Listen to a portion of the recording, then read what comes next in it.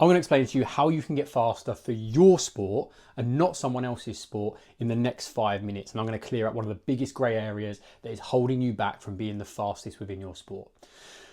And it's also the reason why you cannot compare the likes of Kylian Mbappe with Usain Bolt, because there is one key difference, and it's not just down to the sport they play.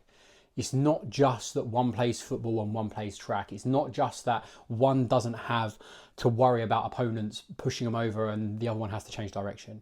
And I'm going to break this down. So stay with me and you will find out the key, the missing point to where you have been going wrong. And then I'm going to tell you how, for your sport, you can improve the quality of speed that you need, because not all speed is created equally, and therefore make you the fastest in your sport that you can be. So stick with me. Right.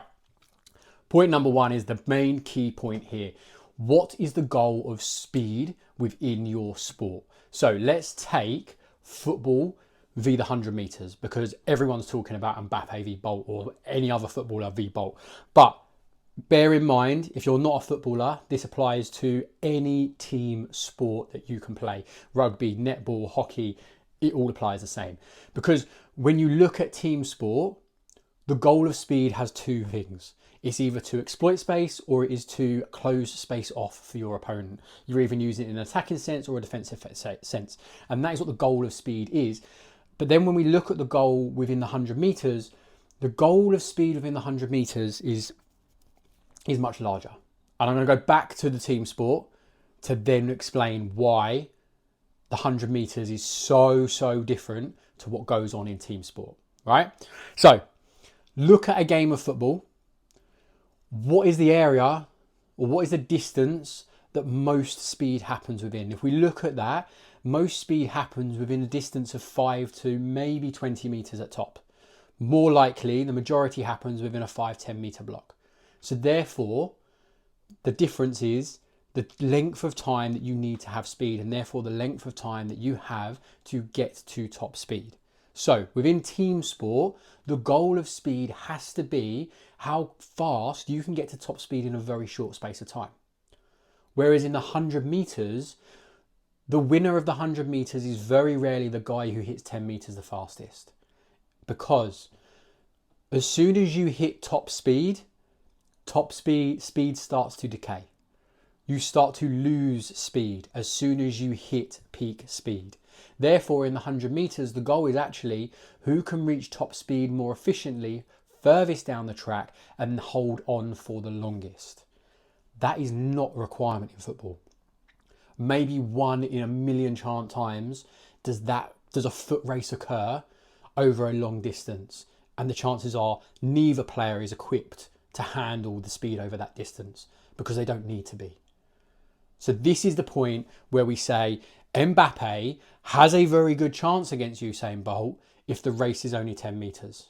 But once we go beyond 10 meters, Mbappe's top speed will not help him because it will drop off much quicker than Usain Bolt. Because Bolt's training around his top speed is all geared around maintaining top speed, whereas Mbappe's training for speed should be all geared around getting to top speed as quick as possible.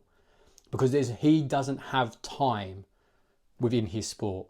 Bolt has 100 meters. So, to clear that up really simply, Mbappe or a footballer wants to hit top speed within 10 meters.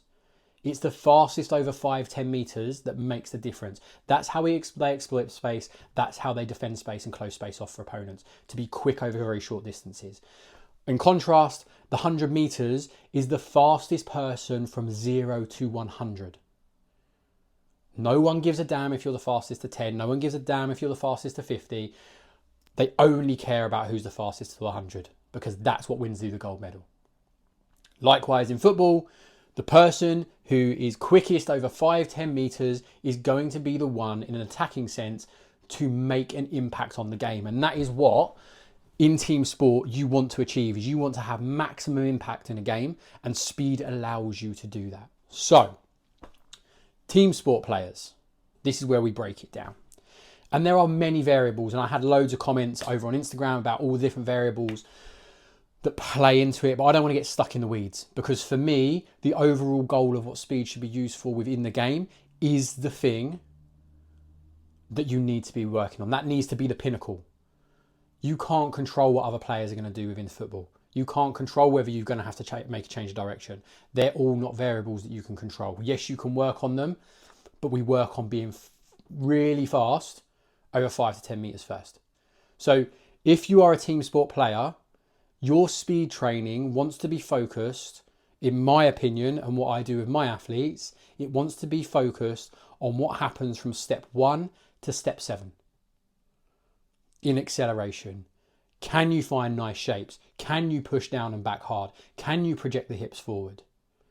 Can you move really fast in really short spaces of time? Whereas in the 100 meters, there's loads more variables. You need to be able to accelerate. You need to have good top end. You need to be able to hold top end. You need to be able to transition between acceleration and top end. The 100 meters is all about efficiency over a long period of time.